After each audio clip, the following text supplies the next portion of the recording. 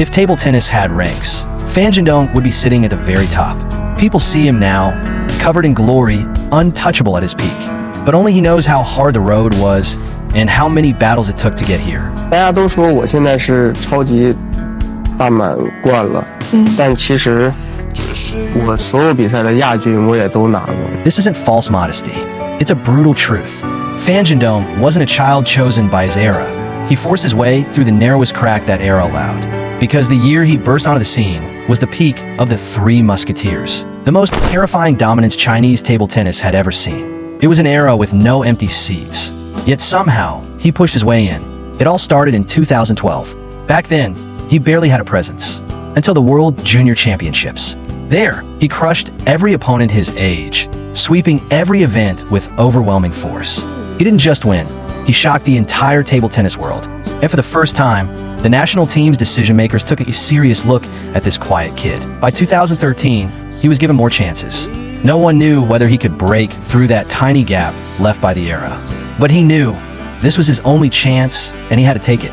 In April, he earned a spot at the World Championships in Paris, becoming the youngest player in the team's history to qualify. But when he arrived in Paris and ran into Zhang at his absolute peak, he finally felt what true world-class intensity was. He lost, but the power he showed, the raw impact, was something only future superstars carried. From that moment on, he grew at a pace no one his age could match.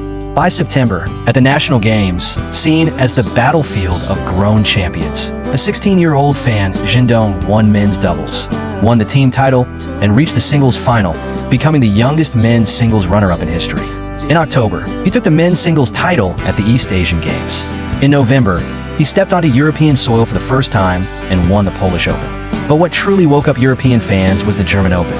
Against Dimitrij Ovcharov, his composure and explosiveness left commentators speechless. An under-18 player controlling a match 11-1. Those watching had no choice but to take him seriously.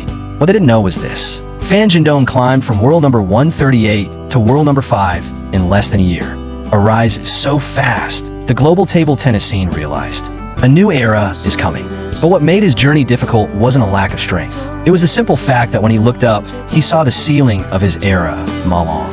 From 2015 to 2024, 10 full years, the two biggest titles in the sport, the World Championships and the World Cup, were taken alternately by just two men. Cruel, but true. Strange, but fated.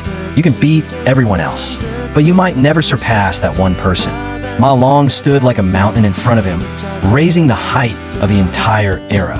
And Zhendong was the young climber at the base, charging upward year after year. Not because he wasn't strong enough, but because his era was simply too strong.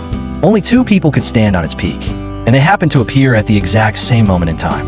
Every major tournament, they met early or they met at the very end. A rivalry of survival, yet also mutual creation. The world watched for entertainment, only they knew the truth. The weight of an entire era rested on the shoulders of just two men.